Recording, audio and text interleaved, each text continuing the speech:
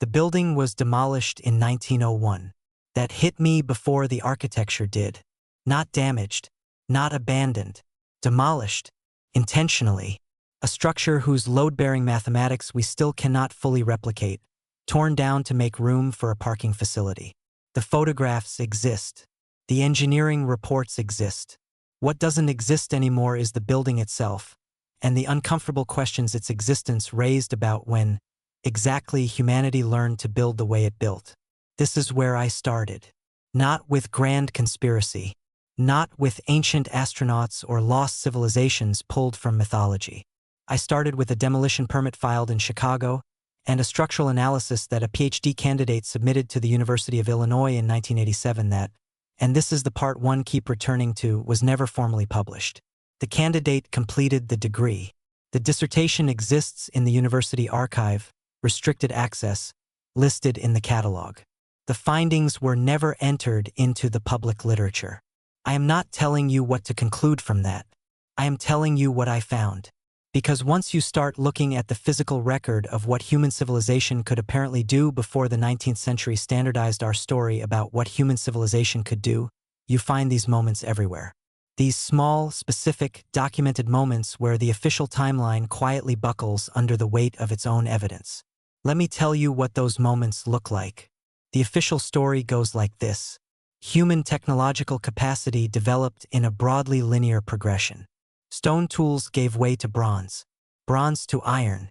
Medieval craftsmanship, impressive but limited, eventually yielded to the Industrial Revolution, which introduced the mechanized production, material sciences, and engineering precision that define the modern world. What came before was cruder. What comes after is better. The arrow points one direction, and while there were regional variations and occasional regressions, the fundamental trajectory is upward, continuous, and well-documented. This is the framework taught in every accredited history program. It is supported by substantial archaeological evidence. Mainstream historians are not, for the most part, engaged in active suppression. Most of them have never encountered the specific cases I'm going to walk you through. That matters. The absence of awareness is not the same as the absence of evidence. And to be completely fair to the orthodox position, many anomalous artifacts have been explained. The Baghdad battery, once cited breathlessly as proof of ancient electrochemistry, has been recontextualized as a likely storage vessel. The Antikythera mechanism, extraordinary as it is, fits within what we know about Hellenistic mechanical sophistication. Reasonable people can look at these cases and see unusual but explicable craftsmanship. I want to acknowledge that. I want to be honest about where the standard model is strong. But there are cases where the standard model goes silent. Not skeptical, not critical, silent. And that silence has a texture I find difficult to ignore. Let's start with the numbers. Roman concrete, the material used to build the Pantheon, the aqueducts, the harbor walls at Caesarea, has now been formally analyzed by researchers at the University of California, Berkeley, and published in the journal American Mineralogist in 2017. Their finding, stated plainly in the paper's abstract, Roman marine concrete becomes stronger over time. The seawater triggers a crystalline growth process, the formation of a luminous tobermarite, that reinforces the structure from within. Modern Portland cement, our supposedly superior replacement, deteriorates under the same conditions. We spent 2,000 years improving on a formula that was already better than what we replaced it with. That's not a gap in knowledge. That's a step backward. The formula was lost somewhere between the fall of the Western Roman Empire in 476 AD and the present day. How? The honest answer is, nobody is entirely certain. The less honest answer, the one that gets repeated, is that it simply wasn't written down carefully enough. That the craftsmen who knew it died, and their secrets died with them, and that's just how history works sometimes. Which brings me to something that keeps appearing in the record, across cultures and centuries, that I cannot explain away with accident or entropy. The Antikythera mechanism was pulled from a Roman-era shipwreck off the coast of the Greek island of Antikythera in 1901. It sat in the Athens National Archaeological Museum for decades, partially identified, largely ignored, categorized as a curiosity. It wasn't until 2006, that a team using advanced X-ray tomography published a comprehensive analysis of what it actually was. It was a mechanical computer, not metaphorically, not loosely described. A geared, differential, analog computing device capable of predicting solar and lunar eclipses, tracking the positions of 5 planets, calculating the 4-year Olympiad cycle, and this is the part that still floors researchers, accounting for the irregular motion of the moon, which requires a pin-and-slot epicyclic gear system that wasn't independently reinvented by Western engineers until the 14th century.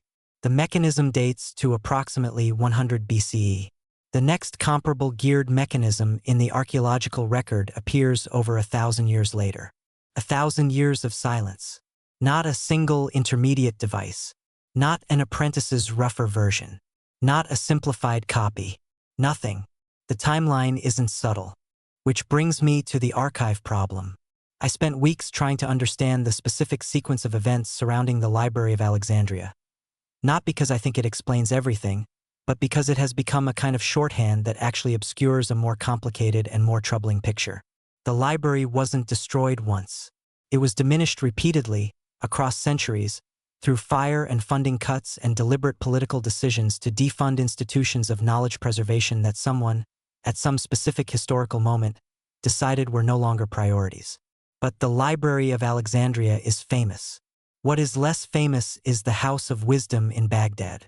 The Beit al-Hikmah, operating from the 8th through the 13th centuries CE, was not simply a library. It was a translation institution, a research center, an active scientific community that was synthesizing knowledge from Greek, Persian, Indian, and Chinese sources and producing original work in mathematics, optics, medicine, and astronomy. The scholars working there were not preserving ancient knowledge passively. They were advancing it. Al-Kindi was developing formal cryptanalysis, the systematic study of breaking encoded messages, in the 9th century. Ibn al-Haytham was conducting controlled optical experiments and articulating a theory of vision that would not be substantially improved upon for 600 years. In 1258, the Mongol siege of Baghdad resulted in the destruction of the House of Wisdom. Contemporary accounts, and I want to be specific here, I am referencing the account preserved in the Jami al-Tawarik of Rashid al-Din, compiled in the early 14th century, describe the Tigris River running black with ink from the volumes thrown into it. This is almost certainly hyperbole, but it describes something real.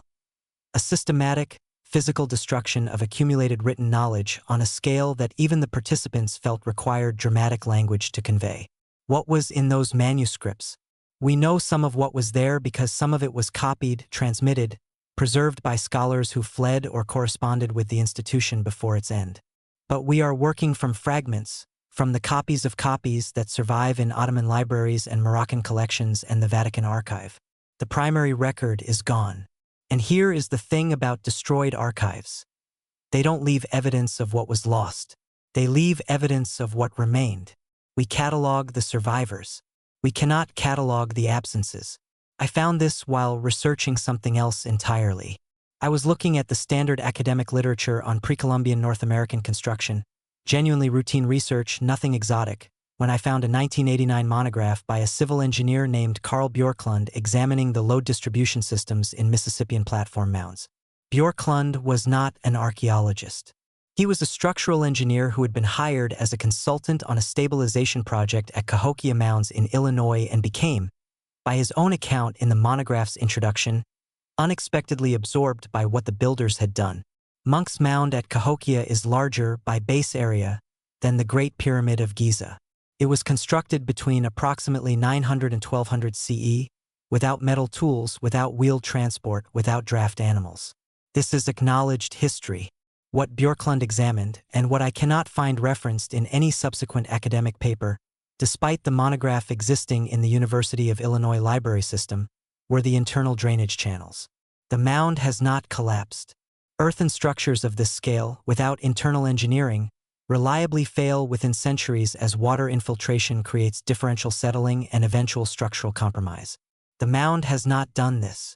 Bjorklund's monograph argues this is because of a deliberately engineered interior drainage system, specific soil layers, specific clay caps, specific channel orientations, that manages water infiltration with a sophistication he compared, in the monograph, to 19th century European railway embankment engineering. The monograph was published. It is in the catalog. It has not been cited. Maybe it was wrong. Maybe subsequent geotechnical analysis disproved it. Maybe I'm misreading the citation record. All of those things are possible.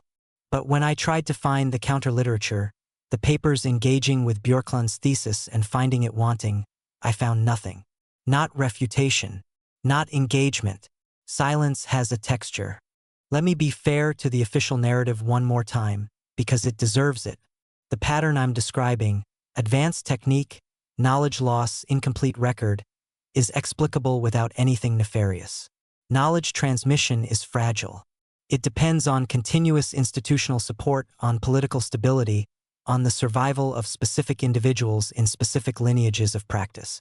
The bubonic plague killed between 30 and 60% of Europe's population in the 14th century. It killed craftsmen and scholars and the apprentices who would have carried their techniques forward. It disrupted trade routes that carried not just goods but technical knowledge. We know that specific construction techniques visible in early medieval European buildings do not appear in post-plague structures. Not because anyone suppressed them, because the people who knew them died faster than they could teach them. Technology loss is real. It is documented. It does not require conspiracy. And yet, the Damascus steel tradition did not end with a plague. It ended within a specific, narrow historical window, in a region experiencing significant political disruption, with European powers actively intervening in regional trade. The Wutz or trade was one of the intervention points. I am not saying anyone deliberately eliminated the knowledge. I am saying the conditions that ended the tradition were not random. The House of Wisdom was not an accidental fire. It was a siege, a political and military act. The destruction of its contents was either a deliberate policy or a deliberate indifference to what was being lost by people who understood, at some level, what they were destroying. Maybe that's different from what I'm implying. Maybe the Mongol commanders were not thinking about Ibn al-Haytham's optical manuscripts when they ordered the city's institutions sacked. Probably they were not. But somewhere between deliberate suppression and pure accident, there is a third category that I think does most of the work here. Call it structural indifference. The systematic failure to preserve, to transmit, to value knowledge that does not serve the immediate political or economic interests of whoever controls the institutions that could preserve it. That is not conspiracy. That is institutional behavior. And it is happening now, today, in archives across the world, in the decisions about what gets digitized and what doesn't, what gets funded and what doesn't, what gets demolished and what gets protected. The 1901 building I started with, the one demolished to make room for a parking facility, was documented in a single engineer's survey that now lives in a box in the Chicago History Museum's non-circulating collection. I know it's there because I requested the finding aid. I have not been able to access the box. The collection is understaffed. The survey has not been digitized. It is buried in plain sight. The pattern, when you step back far enough, looks like this. Every major discontinuity in the historical record, every point where the technology visible in the physical evidence exceeds what our current model says should have been possible, is accompanied by an archival gap. Not always a dramatic burning, often something quieter. A collection that wasn't prioritized. A monograph that wasn't cited. A technique that died with its last practitioner before anyone thought to ask them to write it down. I keep returning to a specific detail from the 2023 Roman concrete study. The researchers who identified the self-healing mechanism were working with specimens from marine structures. Specifically, cores drilled from harbor walls that have been underwater for 2 millennia. The concrete was still reacting. Still growing new crystal structures. Still, in some material sense, alive. We know how to make Portland cement. We do not know how to make Roman marine concrete.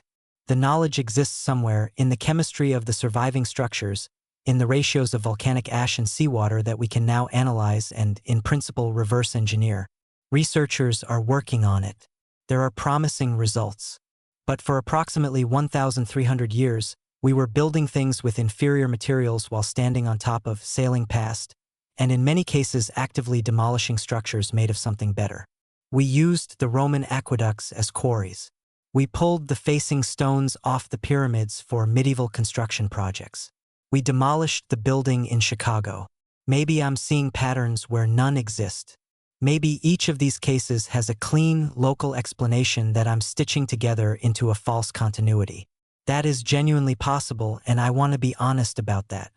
But the Roman concrete sat in plain sight for 1,300 years. The Damascus steel blades sat in museum cases. The Cahokia monograph sits in the library catalog. The evidence is not hidden. It is unlooked for. I don't have answers, only patterns. The part that keeps me up at night is not the technology itself. It's the question underneath the technology. If the knowledge existed, if human beings working in the 3rd century BCE and the 9th century CE and the 12th century CE had developed material and structural and mathematical capabilities we are only now rediscovering, what does that mean for the story we tell ourselves about progress? The arrow is supposed to point one direction, forward, upward, each generation building on the last. That is the foundational myth of modernity, and it is not entirely wrong. In many domains, continuity holds, and we are genuinely, demonstrably more capable than we were. But it is not entirely right either. And in the space between what it gets right and what it quietly ignores, there is a record of lost things. Some of those things we can reconstruct. The self-healing concrete is being actively studied.